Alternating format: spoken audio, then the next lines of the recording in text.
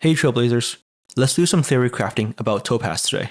When people talk about team comps for Topaz, myself included, it's almost always about follow-up attack teams. But this made me think back a few months ago, before Kafka got released. Everyone was talking about dot teams for Kafka, but then it turned out that a Hypercarry team was also viable.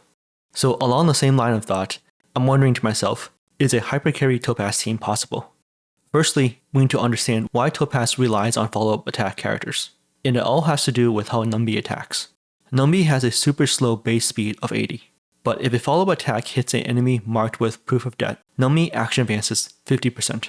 This is a huge amount. The easiest way to think about action advance is that you're running towards a finish line. When you get there, it's your turn. When you action advance 50%, you are effectively teleporting halfway towards the finish line. For comparison, the Dance Dance Dance Light Cone at S5 is only 24% action advance. And when you use it, it often feels like your entire team gets to go next. In Numby's case, 2 triggers of action advance is usually enough to have him go next. So the more follow-up attacks there are on your team, the more Numby gets to attack, and the more damage you get to do. If follow-up attacks were the only way to trigger Numby's action advance, then Topaz would have to be in a follow-up attack team.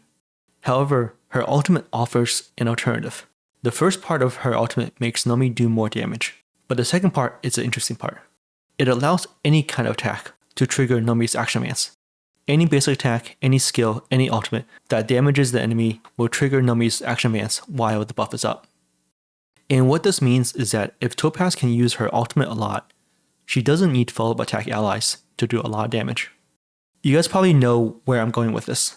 That's right, I'm talking about Ting Yun, the best support in the game, who also happens to be great at recharging ultimates. Let's do some quick calculations. Topaz's ultimate costs 130 energy. Her ultimate refunds 5 energy. When Numby attacks while buffed by her ultimate, he regenerates 10 energy per attack, so that's 20 energy. Ting Yun's ultimate gives at least 50 energy. When we add all that together, we're now at 75 energy, and we need 55 energy more to get to our ultimate. And this 55 energy can be covered by 2 uses of her skill. So with Ting Yun, Topaz is able to achieve a skill ultimate rotation that lets her have a really high uptime on her ultimate. So for our Hypercarry team comp, we're looking at Topaz, Ting Yun, and a sustain unit. Anyone can work, but Fu Xuan will provide the most damage. And for the 4th spot, it's pretty flexible on what support you choose. Asta and Pela are good free-to-play options. But I think the best team comp for Topaz will be something that maximizes both her ult and has follow-up attack synergy. Let's take the core team comp of Ting Yun and Topaz and add in Clara, Himiko, or even Herta. A follow-up attack damage healer combined with Ting Yun takes advantage of every part of Topaz's kit, and I think that this will do the most damage.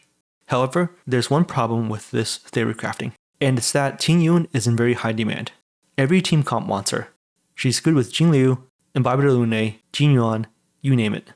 So in the very likely scenario that your Ting Yun is unavailable, you have to stick with a follow-up attack focused team until another energy regen support is released. If you know, you know. Thanks for watching, and see you next time.